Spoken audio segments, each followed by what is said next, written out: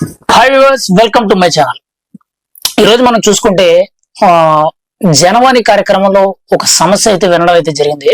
అది ఏంటి అని అంటే, ఇప్పుడు ఈ టిటిడి దేవస్థానం ఏదైతే ఉందో దాన్ని అడ్డం పెట్టుకొని అందులో ఉద్యోగాలు ఇప్పిస్తామని చెప్పి కొంతమంది దగ్గర, అంటే ఆ ఏరియాలలో తిరుపతిలో లోకల్ గా ఉండేవాళ్ళు, లేకపోతే టిటిడి దేవస్థానంలో ఎప్పటి నుంచో ఉద్యోగాలు చేయాలనుకునే కొంతమంది నిరుద్యోగులు ఎవరైతే ఉంటారో కాంట్రాక్ట్ బేస్డ్ మీద అయినా చేయాలి అని చెప్పి ఉంటారు కదా. వీళ్ళందరి దగ్గర దాదాపుగా ఒక్కొక్కరి దగ్గర 3 లక్షలు, 4 లక్షలు, 5 లక్షలు అంటే పోస్ట్ ను బట్టి గత ప్రభుత్వంలో, అంటే వైఎస్ఆర్సీపీ ప్రభుత్వంలో అయితే ఇలా కలెక్ట్ చేయడం అయితే జరిగింది. అది ఎవరు ఏంటనంటే, మెయిన్ గా ఇందులో మన ఆర్కే రోజా గారు ఉన్నారు కదా, మన మాజీ పర్యాటక శాఖ మంత్రి అయిన ఆర్కే రోజా గారు అండ్ అనిల్ కుమార్ యాదవ్, వీళ్ళిద్దరి పేర్లు చెప్పి వీళ్ళ అనుచరులు ఎవరైతే ఉన్నారో వాళ్ళు ఒక్కొక్కరి దగ్గర దాదాపుగా ఒక్కొక్కరి దగ్గర 3 లక్షలు, 4 లక్షలు చొప్పున దాదాపుగా 700 మందికి పైగా ఉద్యోగాలు ఇప్పిస్తామని చెప్పి వాళ్ళ దగ్గర అయితే ఇలా ఫేక్ ఉద్యోగాలు ఇప్పిస్తామని చెప్పి వాళ్ళ దగ్గర అయితే డబ్బులు అయితే తీసుకోవడం అయితే జరిగింది. కాకపోతే ఆ ప్రభుత్వం పోయి కొత్త ప్రభుత్వం వచ్చింది, ఇప్పుడు వరకు వాళ్ళకి ఉద్యోగం ఇచ్చింది లేదు, వాళ్ళని ఉద్యోగంలో జాయిన్ చేసుకొని వాళ్ళకి జీతాలు ఇచ్చింది లేదు.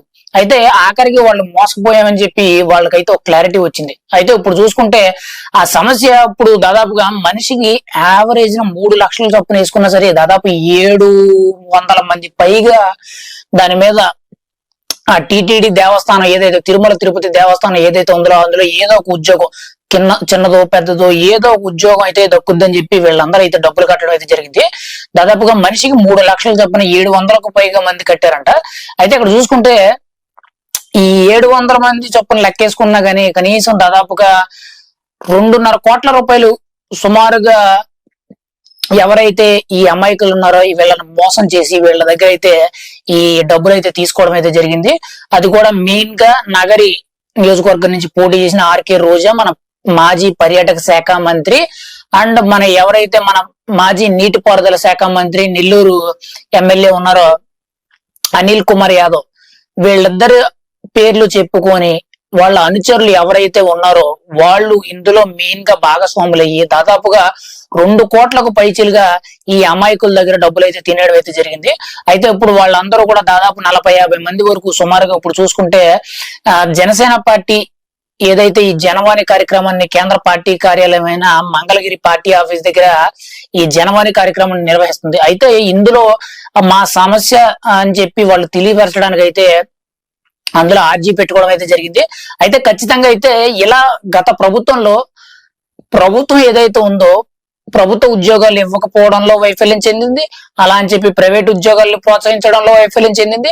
ఇటు చూసుకుంటే ఇటు ఉద్యోగాలు ఇవ్వడంలో వైఫల్యం చెందిందంతో పాటు చూసుకుంటే ప్రజలని వైఎస్ఆర్సీపీ నాయకులు మోసం చేయడం కూడా చాలా పెద్ద విషయం అని చెప్పాలి. అంటే అక్కడ ఎటువంటి ఉద్యోగాలు లేక వీళ్ళు నిరుద్యోగంతో బాధపడుతుంటే వాళ్ళ అవసరం ఏదైతే ఉందో ఆ అవసరాన్ని బేస్ చేసుకొని వాళ్ళ దగ్గర అయితే ఇలాగా వాళ్ళని అమాయకులు చేసి వాళ్ళని బురిడి కొట్టించి వాళ్ళ దగ్గర అయితే లక్షల రూపాయలు అయితే దండుకున్నారు గత వైఎస్ఆర్సీపీ ప్రభుత్వంలో. ఖచ్చితంగా ఇది ఒక పెద్ద విషయం అనే చెప్పుకోవాలి. ఇక్కడ చూసుకుంటే ఈ సమస్య ఆర్జీ అనేది పవన్ కళ్యాణ్ గారి దగ్గరికి పెట్టడం అయితే జరిగింది. ఖచ్చితంగా రాబోయే రోజుల్లో దీని మీద కఠినంగా గట్టి చర్యలు తీసుకుంటారు. ఇంకా ఇవి కాకుండా ఆల్రెడీ మనం ఎప్పటి నుండో వింటానే ఉన్నాం, టిటిడి దేవస్థానంలో గత 5 ఏళ్లుగా ఎన్నో దారుణాలు జరుగుతున్నాయి. భక్తులకి ఇంతకుముందు గతంలో చూసుకుంటే దర్శనానికి వెళ్ళే భక్తులకి ఉచిత ప్రసాదాలు పెట్టేవారు, తాగడానికి మంచినీళ్ళు ఇచ్చేవారు, అక్కడక్కడ మజ్జిగ పాలు అవి ఇచ్చేవారు అని చెప్పి చాలా మంది చెప్పారు. కానీ గత 5 ఏళ్లలో చూసుకుంటే ఎక్కడా కూడా ఇవేమీ లేవు, మొత్తం తీసేశారు. ఇవి తీసేసిందే కాక చిరుతపులు తిరుగుతున్నాయని అంటే కర్రలు ఇస్తాము, కర్రలతో కొడితే చిరుతపులు పారిపోతాయని చెప్పి మన ఎవరైతే మాజీ టిటిడి చైర్మన్ ఉన్నారో భూమా కరుణాకర్ రెడ్డి ఆయన ఇలాంటి చెప్పడం చెప్పి, పోనీ కర్ర అయినా ఫ్రీగా ఇచ్చారంటే కర్రకు 10 రూపాయలు చొప్పున వసూలు చేశారు. పోనీ వాటర్ అయినా ఇచ్చారని అంటే వాటర్ బాటిల్ దాదాపుగా 80 నుంచి 90 రూపాయలు, 100 రూపాయల వరకు వసూలు చేశారు. అలాగా టిటిడి దేవస్థానంలో ఎన్నో దారుణాలు జరిగినాయి. ఈవెన్ మెయిన్ గా శ్రీవాణి ట్రస్ట్ అని పెట్టి అందులో కూడా ఈ ప్రజల దగ్గర నుంచి వచ్చే ఏ ఫండ్స్ రూపంలో ఏవైతే డబ్బు ఉన్నాయో ఆ డబ్బులు కూడా కొన్ని 100,000 కోట్లు అనేవి కబ్జా చేసేయడం అనేది జరిగింది. మన మాజీ టిటిడి చైర్మన్ అయిన వైవి సుబ్బారెడ్డి అండ్ మాజీ చైర్మన్ అయిన భూమా కరుణాకర్ రెడ్డి వీళ్ళిద్దరూ కూడా మరి దేవస్థానం వాస్తులే గాని ఎంతంత ఏంటి అనేది ఓవరాల్ గా చూసుకుంటే టిటిడి దేవస్థానంలో కొన్ని వందల వేల కోట్లు అనేవి అవినీతి జరిగింది.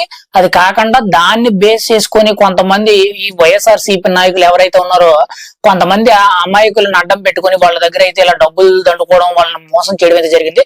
ఖచ్చితంగా ఇప్పుడు ఈ సమస్య అనేది జనవాణి కార్యక్రమంలో పవన్ కళ్యాణ్ గారికి అయితే ఆర్జీ పెట్టడం అయితే జరిగింది. ఖచ్చితంగా పవన్ కళ్యాణ్ గారి దగ్గరికి ఆ విషయం అనేది చేరితే మాత్రం వీళ్ళందరికీ వీళ్ళకి తగ్గ ట్రీట్మెంట్ అనేది ఖచ్చితంగా ఆయన అయితే ఇవ్వడం అయితే జరుగుతుంది. ఎవరిని వదిలే సమస్య లేదు. ఎందుకంటే వాళ్ళు దేవస్థానంలో తిన్న డబ్బు అనేది వేరే విషయం. యాక్చువల్లీ ప్రజలను కూడా ఉద్యోగాలు ఇప్పిస్తాని బాధ పెట్టడం అది చాలా అన్యాయం అండి.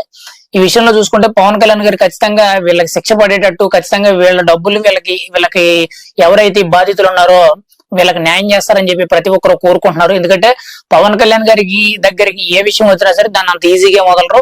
ఇంకా చాలా విషయాల్లో కూడా ఆయన దగ్గరికి రానంత వరకు సమస్య వచ్చిందంటే ఖచ్చితంగా ఆయనకు 100% దానికి పరిష్కారం చేయడానికి అయితే పవన్ కళ్యాణ్ గారు అయితే 100% ప్రయత్నిస్తారు. ఖచ్చితంగా ఇందులో ఎవరైతే బాధితులు ఉన్నారో బాధితులందరికీ న్యాయం చేయగలసిందిగా పవన్ కళ్యాణ్ గారిని కోరుకుంటున్నాం.